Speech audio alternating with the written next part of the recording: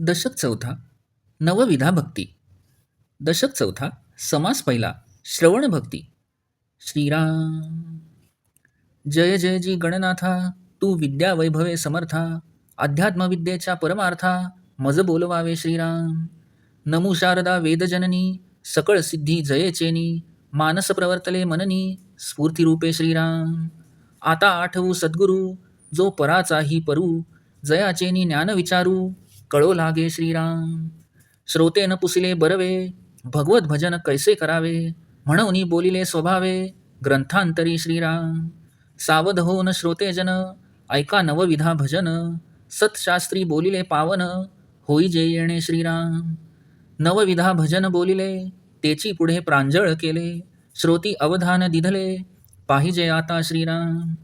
प्रथम भजन ऐसे जाण, हरिकथा पुराण श्रवण, नाना अध्यात्म निरूपण, ऐकत जावे श्रीराम. कर्ममार्ग उपासना मार्ग, ज्ञानमार्ग सिद्धांत मार्ग, योगमार्ग वैराग्य मार्ग, ऐकत जावे श्रीराम. नाना व्रतांचे महिमे, नाना तीर्थांचे महिमे, नाना दानांचे महिमे, ऐकत जावे श्रीराम. नाना महात्मे नाना स्थाने, नाना मंत्र नाना साधने, नाना तपे पुरश्चरणे, ऐकत जावी श्रीराम. दुग्धाहारी निराहारी, फळाहारी पर्णाहारी, तृणाहारी नानाहारी, कैसे ते ऐकावे श्रीराम. उष्णवास जळवास, शीतवास आरण्यवास, भूगर्भ आणि आकाशवास, कैसे ते ऐकावे श्रीराम. जपी तपी तामस योगी, नाना निग्रह हटयोगी, शाक्त आगम आघोर योगी, कैसे ते ऐकावे श्रीराम. नाना मुद्रा नाना आसने, नाना देखणी लक्षस्थाने, पिंडज्ञाने तत्वज्ञाने, कैसी ते ऐकावी श्रीराम. नाना पिंडाची रचना, नाना भूगोळ रचना, नाना सृष्टीची रचना, कैसी ती ऐकावी श्रीराम. चंद्र सूर्य तारा मंडळे, ग्रहमंडळे मेघमंडळे, 21 स्वर्गे सप्त पाताळे, कैसी ते ऐकावी श्रीराम. ब्रह्मा विष्णू महेश स्थाने, इंद्रदेव ऋषी स्थाने, वायो वरुण कुबेर स्थाने, कैसी ते ऐकावी श्रीराम. नवखंडे 14 भुवने, अष्टदिक्पाळांची स्थाने, नाना वने उपवने गहने, कैसी ते ऐकावी श्रीराम. गण गंधर्व विद्याधर, यक्ष किन्नर नारद तुंबर, अष्टनायका संगीत विचार, कैसा तो ऐकावा श्रीराम. रागज्ञान ताळज्ञान, नृत्यज्ञान वाद्यज्ञान, अमृतवेळ प्रसंगज्ञान, कैसे ते ऐकावे श्रीराम. 14 विद्या 64 कळा, सामुद्रिक लक्षणे सकळ कळा, 32 लक्षणे नाना कळा, कैशा त्या ऐकाव्या श्रीराम. मंत्र मोहरे तोटके सिद्धी, नाना वल्ली नाना औषधी, धातू रसायन बुद्धी, नाडी ज्ञाने ऐकावी श्रीराम. कोण्या दोषे कोण रोग, कोणा रोगास कोण प्रयोग, कोण्या प्रयोगास कोण योग, साधे तो ऐकावा श्रीराम. स्वरवाधी कुंभपाक, नाना यातना येमलोक, सुख दुःखादी स्वर्ग नरक, कैसा तो ऐकावा श्रीराम. कैसा नवविधा भक्ती, कैसा चतुर्विधा मुक्ती, कैसी पाविजे उत्तम गती, ऐसे हे ऐकावे श्रीराम. पिंड ब्रह्मांडाची रचना, नाना तत्व विवंचना, सारासार विचारणा, कैसी ते ऐकावी श्रीराम.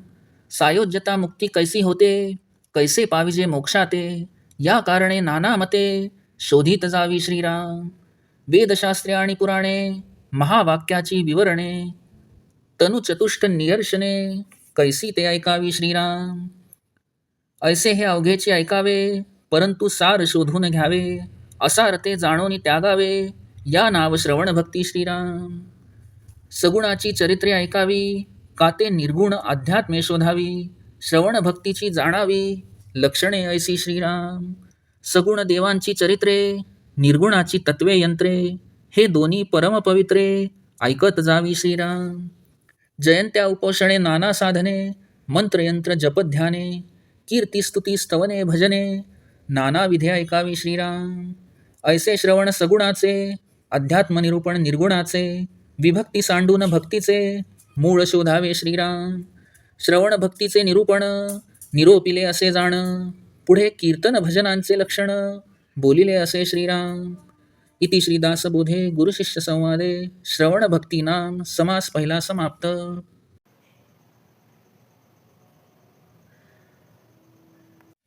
दशक चौथा नवविधा भक्ती. दशक चौथा समास पहिला श्रवण भक्ती. श्रीराम. श्री समर्थ म्हणतात की श्री गणनाथाचा जय जयकार असो. हे गणनाथा, तू विद्यावैभवाने संपन्न असून ती दुसऱ्याच देण्याचे सामर्थ्यही तुझपाशी आहे. अध्यात्मविद्येचे रहस्य असा जो परमार्थ तो माझ्याकडून आपणच वदवून घ्यावा. वेदजननी शारदा, तिला मी वंदन करतो. तिच्या कृपेने सर्व कार्ये सिद्धीला जातात. तिच्या कृपेनेच स्फूर्तिरूपाने माझे मन चिंतनात प्रवर्तले आहे. त्यानंतर श्रेष्ठाहून श्रेष्ठ अशा श्री सद्गुरूंचे स्मरण करू, कारण गुरुकृपेमुळेच ज्ञानविचार कळू लागतो. श्रोत्यांनी चांगला प्रश्न केला आहे की भगवत भजन कसे करावे, म्हणून स्वाभाविकच निरनिराळ्या ग्रंथातील भगवत भजनासंबंधांची वचने येथे सांगतो. तरी श्रोत्यांनी सावध होऊन नवविधा भक्तीसंबंधी सत्शास्त्रात जे वर्णन केले आहे ते ऐकावे व त्या योगे पावन व्हावे. श्रवण, कीर्तन, श्री विष्णूचे नामस्मरण, पादसेवन, अर्चन, वंदन, दास्य, सख्य आणि आत्मनिवेदन असे भक्तीचे 9 प्रकार आहेत. याप्रमाणे शास्त्रात जे 9 प्रकारचे भजन सांगितले आहे त्याचेच सविस्तर वर्णन पुढे केले आहे. तरी श्रोत्यांनी आता नीट लक्ष द्यावे. 9 प्रकारांपैकी पहिले भजन कसे असते ते ऐकावे. भगवंतांच्या कथा ऐकाव्यात, पुराण श्रवण करावे आणि नाना प्रकारे अध्यात्म निरूपण केले जाते तेही ऐकावे. कर्ममार्ग, उपासना मार्ग, ज्ञानमार्ग, सिद्धांत मार्ग, योग मार्ग, वैराग्य मार्ग इत्यादी सर्वांचे श्रवण करीत जावे. नाना व्रतांचे महत्त्व, नाना तीर्थांचे महत्त्व व नाना दानांचे महत्त्व ऐकत जावे.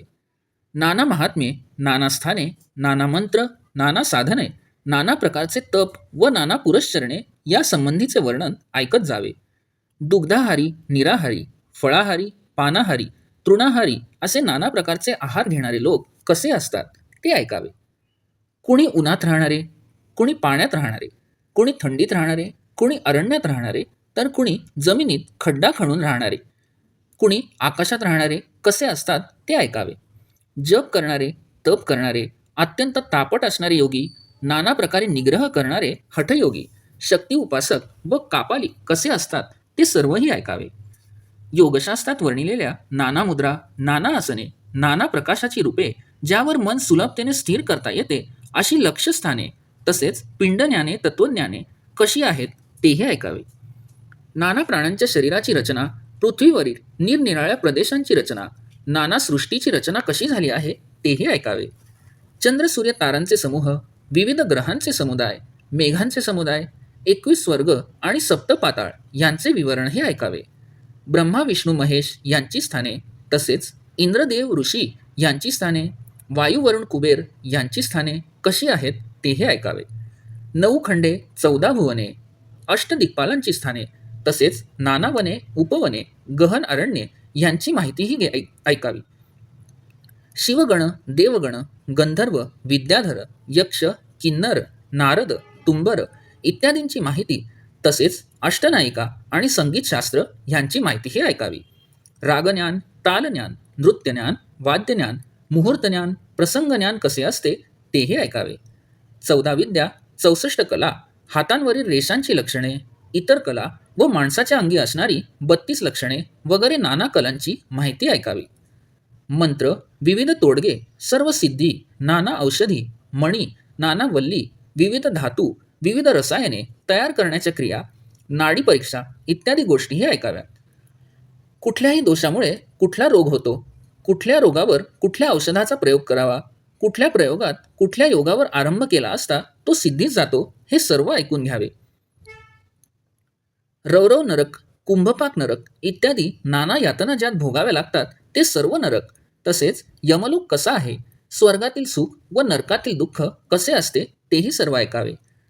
नवविधा भक्ती कोणत्या आहेत, 4 प्रकारच्या मुक्ती कोणत्या आहेत, उत्तम गती प्राप्त होण्यासाठी काय करावे हे सर्व ऐकून घ्यावे.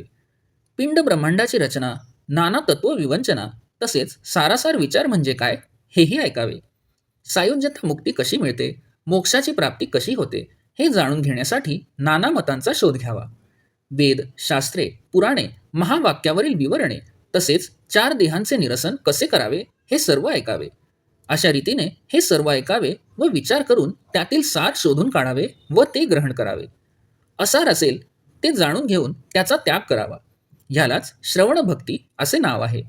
भगवंताच्या सगुण चरित्राचे वर्णन ऐकावे, तसेच त्याचे निर्गुण स्वरूपही तत्वमीमांसेने जाणून घ्यावे, ही श्रवण भक्तीची लक्षणे होत. भगवंताची सगुण चरित्रे व निर्गुणाची तत्वे, यंत्रे ही दोन्ही परमपवित्र असल्याने ती ऐकावीत. सगुण भक्तीसाठी जयंत्या, उपोषणे, नाना साधना, नाना मंत्रयंत्र, जप व ध्याने, तसेच भगवंताची कीर्ती, त्याची स्तुतिस्तोत्रे, भजने ह्यांचे विविध प्रकार हे सर्व काही ऐकावे. याप्रमाणे सगुणाचे श्रवण करावे आणि निर्गुणाचे अध्यात्म निरूपणाच्या योगे ज्ञान करून घ्यावे. थोडक्यात म्हणजे वेगळेपणाचा त्याग करून ऐक्यतेचे, भक्तीचे मूळ शोधावे. भगवंताशी एकरूपता कशी होईल हे जाणून घ्यावे. आत्तापर्यंत श्रवण भक्तीचे निरूपण केले. आता पुढे कीर्तन भजनाचे लक्षण सांगितले जाईल. इति श्री दासबोधे गुरुशिष्य संवादे श्रवण भक्तीनाम समास पहिला समाप्त.